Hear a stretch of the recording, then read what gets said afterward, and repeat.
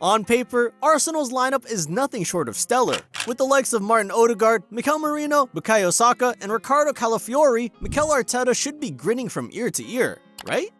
But here's the twist. All these key players have already found themselves on the injury list this season. Despite Arteta's investment in building a formidable team, constant injuries have made it nearly impossible to stick to any long-term plan.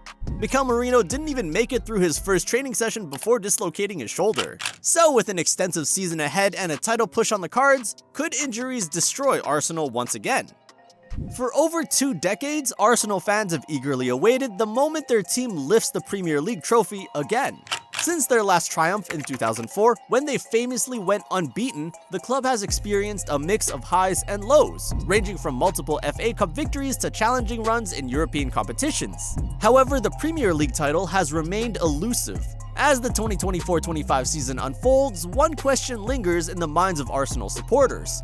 Could this finally be the season they end their title drought? Last season, Arsenal came tantalizingly close to breaking their cursed title, finishing just 2 points behind Manchester City. The team set a club record with 28 wins and scored 91 goals, showcasing their offensive prowess. Under Arteta's leadership, Arsenal has transformed from mid-table mediocrity into serious title contenders. On the defensive side, Arsenal has made significant improvements. Last season, they conceded just 29 goals, earning the 4th best defensive record in the league, while also leading Europe's top 5 leagues in lowest expected goals conceded. The solid centre-back pairing of Gabriel Magalhaes and William Saliba, along with the addition of riccardocalafiori at the left back, enhances Arsenal's defensive capabilities as they aim to challenge for the title. This defensive stability will be essential for keeping pace with Manchester City in what promises to be a grueling title race. Despite this progress, several major hurdles remain that could impede their pursuit of the title. Now, here's the thing. A few injuries can be manageable, but Arsenal's injury list is stacking up like a grocery list. It's not just 1 or 2 key players, it's like a domino effect across the entire squad. Injuries have plagued Arsenal for seasons, proving to be a recurring challenge. Last year, the team lost Gabriel Jesus for the first half of the campaign and William Saliba for the second. Both critical absences that severely impacted their title run.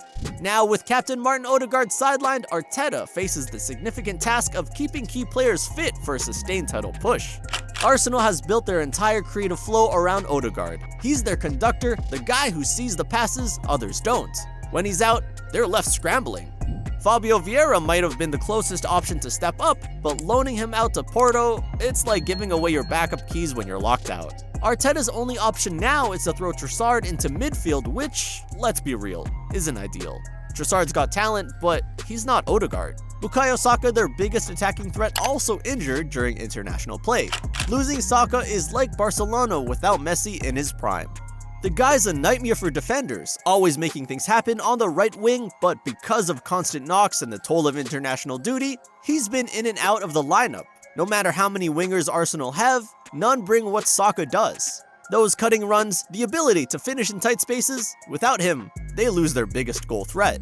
And let's not forget the left backs. Arteta's 3 main options, Zinchenko, Tomiyasu, and Timber, have all faced repeated issues. And Arsenal's left back position has turned into a game of musical chairs. You might think, how bad can it be to lose a couple of left backs? But in Arsenal's system, the left back isn't just a defender, he's pushing forward, cutting inside, adding to the attack. Missing even one of these guys forces Arteta to shift tactics.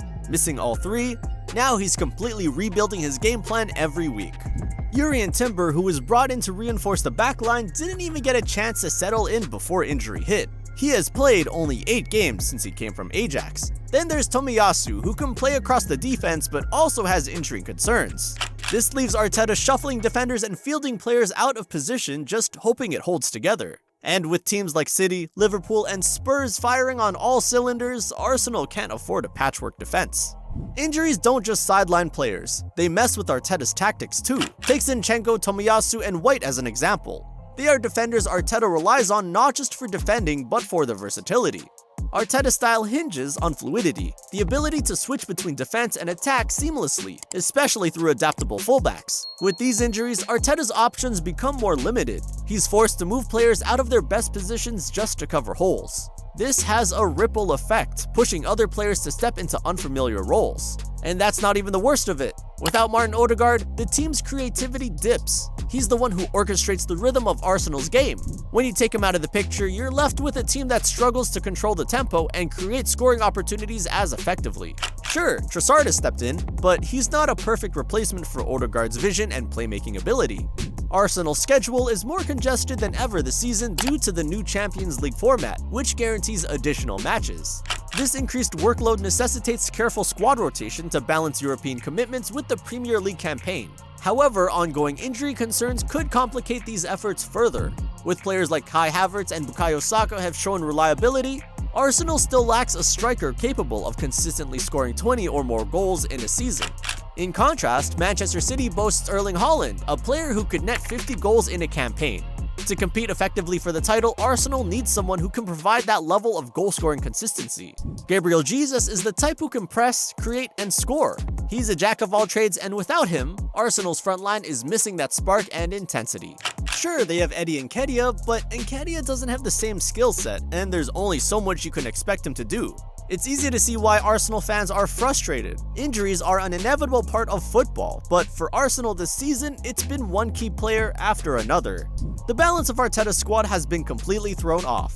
Remember, this is a squad built on rotation. Arteta has worked hard to make sure there's depth, but when that depth is cut short, fatigue becomes a real issue. Players who should be rotated out for a rest are having to play full games week after week, risking even more injuries. And it's not just about stamina. Players can't perform at their peak when they're being stretched too thin, and that has an impact on the whole squad.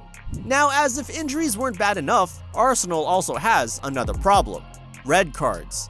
So far, Arsenal has spent 20% of their domestic league minutes this season playing with only 10 men. That's a fifth of the season down a player. Not exactly sustainable if you're aiming to compete for the title. You can't rely on grinding out wins with a man down when you're up against teams with the depth and quality of City or Liverpool. This brings us to the defense. With players like William Saliba, Calafiori, and even Timber facing various fitness issues, Arsenal's backline has been patched together game after game. The defense has held up remarkably well, considering the circumstances, but cracks are beginning to show. Arsenal's high-intensity playing style relies on defenders who can double as attackers. When Arteta has to bench key defenders or play others out of position, that cohesive defensive approach starts to falter. And with Ben White and Zinchenko sidelined, we're left with a defense that's, quite frankly, vulnerable. Thomas Partey, who usually commands the midfield, was even forced to play as a makeshift right-back recently. While this flexibility shows Arteta's resourcefulness, it's not sustainable. The risk of conceding more goals becomes higher, which could jeopardize Arsenal's shot at the title. One of Arteta's strongest qualities as a manager is his tactical adaptability, and this season, he's had to make some bold choices. With so many injuries, he's switched Arsenal's style of play multiple times. We've seen them move from aggressive, high-press football to a more pragmatic, cautious style. This shift has worked in the short term, especially with Declan Rice taking on more defensive duties. But it's not how Arsenal usually play, and it's not how Arteta wants them to play. Instead of relying on a free-flowing attack, Arteta has had to focus on maintaining structure and defensive shape. This conservative approach might help them stay competitive, but it also limits Arsenal's ability to dominate games and break down tough defenses. While Rice has stepped up impressively, taking on more responsibility than ever, even he's more limited without the support players like Ødegaard and Saka.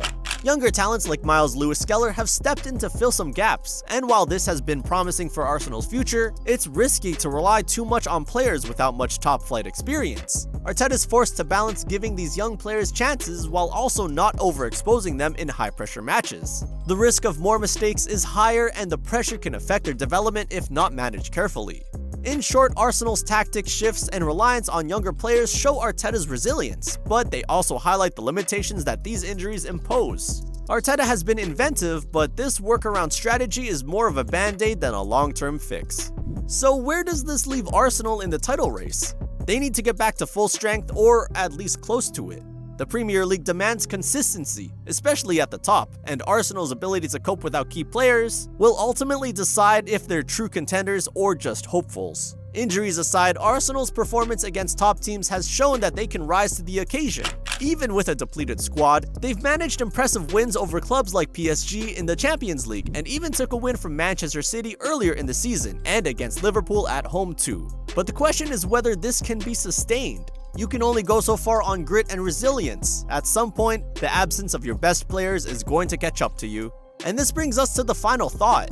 Arsenal's title hopes hinge on not just winning big games, but also being able to rely on a fully fit squad to maintain consistency in a league as competitive as the Premier League. The longer key players like Ødegaard and Zinchenko are out, the more likely it is that Arsenal's form will suffer. If there's any silver lining, it's that these injuries have given young players a chance to step up and forced Arteta to explore new tactical adjustments. But let's be real, for Arsenal to lift that trophy, they'll need their stars back and firing on all cylinders. The next few weeks will be crucial for Arsenal, and we'll see if Arteta and his team can overcome what could be the biggest challenge of their season. So, what do you think? Can Arsenal weather this injury storm and push for the title? Let us know in the comments below. And if you enjoyed this analysis, click on the next video to see why managers must fear Arne Slot. And make sure to hit that like button, subscribe, and turn on notifications for more football insights.